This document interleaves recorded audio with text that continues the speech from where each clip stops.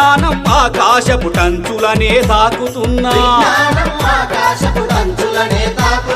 అంధకార పాతాళానికెందుకు దిగజారుడన్నా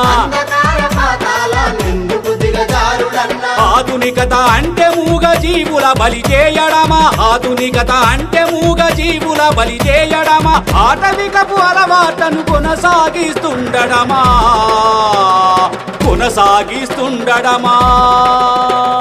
మహాకరుణ యాత్ర ఇది మహాకరుణ యాత్ర జీవులపై చైతన్యం కలిగించే యాత్ర